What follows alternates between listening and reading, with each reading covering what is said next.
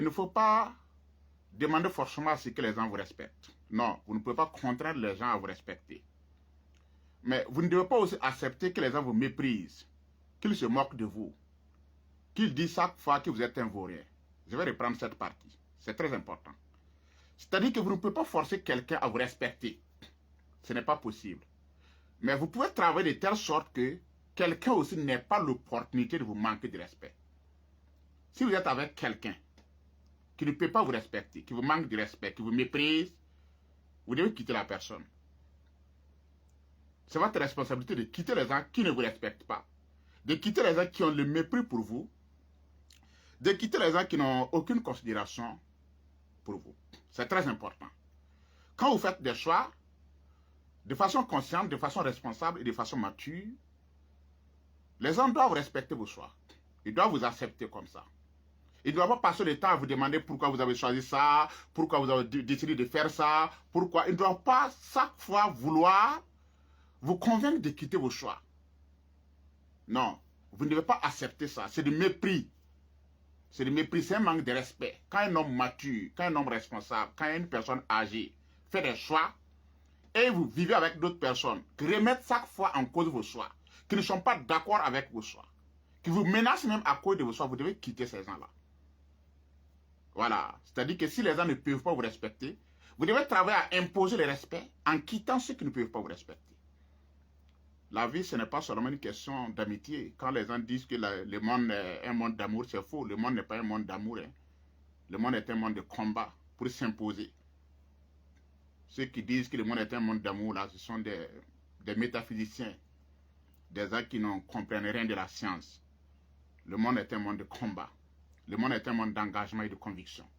Le monde n'est pas un monde de plaisantins. Le monde n'est pas un monde d'amateurs. On ne vous donnera rien. Combien de fois on vous a fait des cadeaux? Gratuitement. Les gens construisent de grosses maisons et dorment dans les gens tout pendant que d'autres sont là, ils n'ont même pas à manger. C'est ça un monde d'amour? Allez même dans les lieux de culte. D'autres viennent garer des V8 et rentrent. D'autres viennent garer, d'autres viennent à pied. Ceux qui garent les V8 qui sortent là, quand ils sortent là, ils distribuent de l'argent. Vous avez déjà vu combien de personnes distribuent de l'argent à l'église ou à la mosquée? C'est quel monde d'amour ça? Non. Le monde est un monde de combat. Chacun doit travailler à s'imposer. Moi, je me rappelle d'un de mes voisins à Bobo de Lasso, quand on était encore enfant, je crois que c'était en 2001 ou bien en 2002. Il avait eu des problèmes dans le quartier avec sa femme. Et ils ne se sont pas entendus. Et puis à un certain moment, il a décidé de dire à la femme de partir. Il a pris sa décision, il a dit à la femme de partir. Alors, quand il a dit à la femme de partir dans le quartier, la femme a passé le temps à aller vers des gens, demander à nos grands frères, à certains de nos oncles dans le quartier, d'aller demander pardon au monsieur là. Elle part demander aux gens d'aller demander pardon au monsieur. Quand tu demandes à voir le monsieur accepte. Il te reçoit. Voilà. Quand tu dis que tu veux le voir, le monsieur dit il n'y a pas de problème, tu peux venir. Quand tu pars t'asseoir avec le monsieur, avant même que tu ne commences à parler, le monsieur te demande est-ce que c'est par rapport à son problème avec sa femme là. Il te pose cette question. Il te pose cette question. Est-ce que tu es venu me voir par rapport au problème que j'ai avec ma femme? Il te pose cette question. Tu es obligé de répondre. Et la plupart des gens qui partaient le voir, c'était effectivement par rapport à ce problème-là. Et quand le monsieur pose la question, quand tu dis oui, je suis venu te voir par rapport au problème avec ta femme là, ta décision prise avec ta femme là, il te dit seulement non, par rapport à ce problème-là, il ne sert à rien de parler.